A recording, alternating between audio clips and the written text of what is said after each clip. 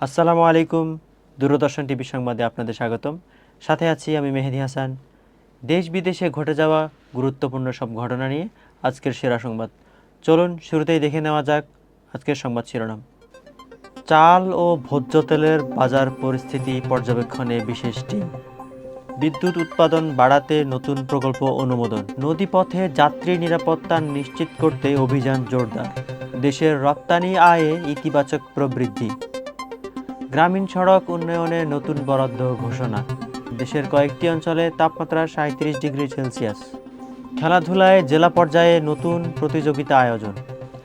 এতক্ষণ শুনছিলেন সংবাদ শিরোনাম, এবারে বিস্তারিত। বাজার পরিস্থিতি পর্যবেক্ষণ। চাল ও ভোজ্য তেলের দাম স্থিতিশীল রাখতে বাজারে তদারকি জোরদার করা হয়েছে। ভ্রাম্যমাণ আদালত নিয়মিত অভিযান পরিচালনা করছে। সরকার বলছে প্রয়োজনীয় ব্যবস্থা অব্যাহত থাকবে। যানজট কমাতে নতুন পরিকল্পনা। রাজধানীর গুরুত্বপূর্ণ সড়কগুলিতে যানজট কমাতে নতুন ট্রাফিক পরিকল্পনা চালু করা হয়েছে। ট্রাফিক পুলিশ জানিয়েছে নির্দিষ্ট সময়সূচি অনুযায়ী যানবাহন চলাচল নিয়ন্ত্রণ করা হচ্ছে। বিদ্যুৎ উৎপাদন বাড়াতে প্রকল্প। দেশে বিদ্যুতের চাহিদা পূরণে নতুন বিদ্যুৎ প্রকল্প অনুমোদন দেওয়া হয়েছে। এই প্রকল্প বাস্তবায়িত হলে বিদ্যুৎ সরবরাহ আরও স্থিতিশীল হবে বলে আশা করা হচ্ছে। নদীপথে নিরাপত্তা অভিযান। নদীপথে যাত্রী নিরাপত্তা নিশ্চিত করতে বিশেষ অভিযান পরিচালনা করা হচ্ছে। লাইফ জ্যাকেট ব্যবহার এবং অতিরিক্ত যাত্রী বহনের বিরুদ্ধে কঠোর ব্যবস্থা নেওয়া হচ্ছে। গ্রামীণ সড়ক উন্নয়ন। গ্রামীণ সড়ক উন্নয়নে নতুন অর্থ বরাদ্দ দেওয়া হয়েছে।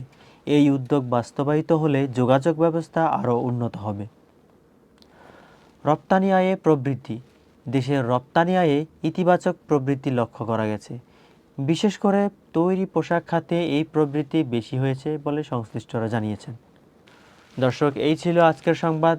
এতক্ষণ সাথে থাকার জন্য ধন্যবাদ। আপনাদের সাথে ছিলাম আমি মেহেদি হাসান। পরবর্তী সংবাদ দেখার আমন্ত্রণ জানিয়ে এখানেই শেষ করছি।